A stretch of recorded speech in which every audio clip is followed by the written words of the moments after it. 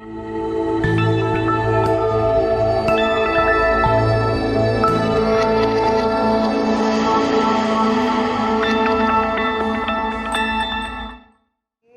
here with Susan and Lexi Haas, the authors of Year of the Buttered Cat. Welcome to AASL 2021. Thanks for having us. We're so happy to be here. Absolutely. Now, The Year of the Buttered Cat, a mostly true story. It's Lexi's story. It is. What inspired the two of you to write this book together? So Lexi and I have been writing together pretty much her whole life. She started reading when she was just 10 months old, even before we were sure what happened to her. She was spelling words out on a cookie sheet. She could pull her letters around and spell. So she was homeschooled because of her, extreme needs. She had a brain surgery. She was the first in the world to have her brain surgery. And we developed a big social media following from that. And one day we saw on her social media this terrible post, which is a trigger warning because it's hard to hear. Someone had written, my best friend Lexi died in a terrible accident last night, and this retard gets to live. And it was a gut punch to us. But it made me realize that there were people who still consider people with disabilities as disposable, as lives that are less valued. And that we needed to tell her story because she's an extraordinary person with an extraordinary story. Definitely not disposable. And it was a story we needed to get out to the world. Now, the book's narrative, it moves back and forth in time from when Lexi was 5 years old, the Year of the Buttered Cat from the title, to when she was 13, at the eve, like 24 hours before a life-changing surgery. It's her story, a genius child, as you mentioned. She had 100 words before she was 1 year old. That's amazing. It's very funny. It's full of insightful quotes, but you also describe it as a medical mystery. Right. Can you elaborate on that? Yeah. So what happened to Lexi was a mystery to her, to all of us for a while. I mean, it took us many months to figure out what happened to her. Her doctor actually concealed her medical records, changed them so that we wouldn't know what happened. And this comes out in the book. So we knew, but the story is Lexi figuring this out. We kept a lot of this from her, as a parent does protecting a child. And so this is her process of discovery, of learning that she is going to be disabled for her whole life. So going from thinking that maybe I'm just going to get over this to discovering exactly what it was that happened to her and piecing those bits together to a reveal at the end. So she in some ways is like a sleuth figuring out her own medical mystery. Mm-hmm. Now, you talk about in the book the 5 gifts that she discovers that she carries with her always. Can you two elaborate on those gifts for us? Well, I can share some of them. I'm not going to share them all. It'd be too much of a spoiler. But Lexi has a nearly eidetic memory. My grandfather had a photographic memory, is what they called it then. Still eidetic memory, and she can remember pretty much anything that has ever happened to her, which is pretty amazing. She also has this gift for words, so that's definitely another of the 5. The third one comes out a lot in her book. She has a huge gift of humor.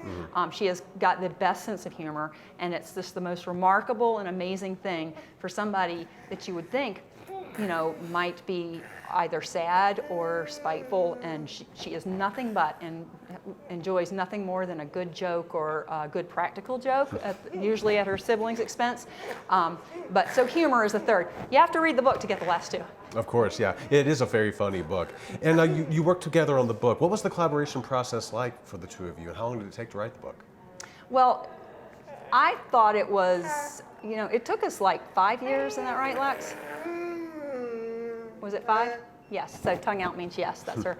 Yeah, it was 5 years of, so when we had that terrible social media post, we started together. We already had a lot of vignettes written up as homeschool writing projects. They were like short stories of things that had happened to her. And these are all these things that happened in the book.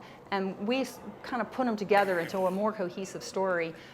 So that was the process of that. And there was another part of that question. How long did it take? 5 years. 5 It years. was a 5 year. And what did you learn about each other working together so closely writing that book? Oh, I asked Lexi that this morning when I read your questions. She found out I was a taskmaster. And I don't give you much of a break. She would get sick of doing this. We will both get sick of doing this. I mean, like, we have to put more time into this. I found out just how finicky she is about getting her voice right.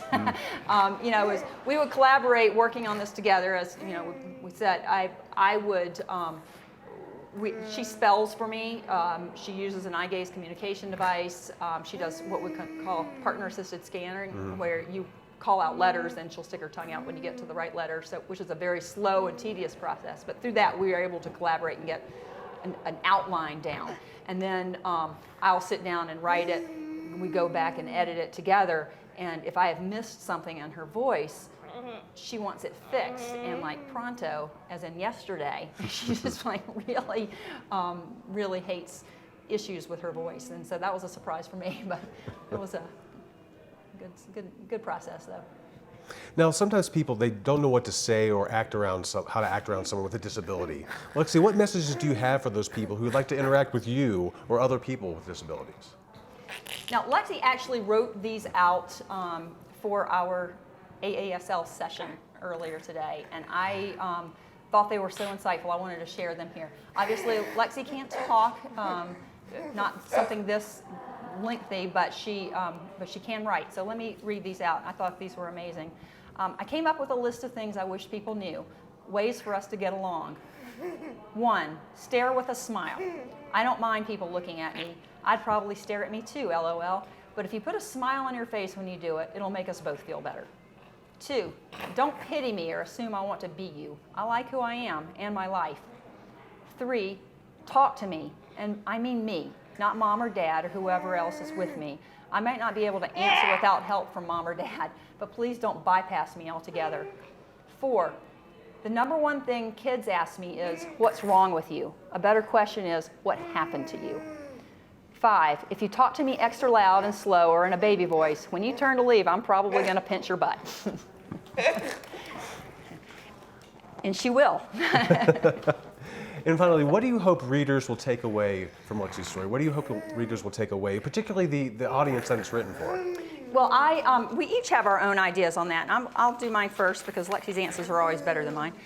For me, it's 2 things. One, befriend people with disabilities. And when I say that, I don't mean, oh, poor them, they need a friend. I mean as really legitimate people that you need to get to know, that these can be some of the most remarkable persons you will ever have the pleasure of meeting. They take time. Yes, it takes a lot of work, but it's worth it. I think that is one important thing. Another for me is, as a message for kids, is that you will get on with your life, whatever is happening to you. It can be something really terrible. It can be something really life-changing, and you may think, this is it. I'm not going to be able to get past this. And maybe your circumstances will change. Maybe the circumstances won't, but you as a person grow and let that happen, and you will figure out a way. Nothing is hopeless. Nothing is ever hopeless. But I love Lexi's answers to that. She says, first, kids don't go around buttering cats. Just kidding. But she also said, I think it's important that at the beginning of the story I'm disabled, and by the end I'm also disabled. Early on, I have no understanding of disability or what life would look like if I was one of those people. But by the end, as I have come to understand myself, both my challenges and gifts, I get a better understanding that my life will be happy and useful, and sometimes sad and discouraging, but then happy and useful again. I hope this message comes through, that your circumstances don't define you, that who you are is okay, more than okay. Awesome. Awesome. Lexi, Susan, thanks so much for joining us today. Thanks for having us.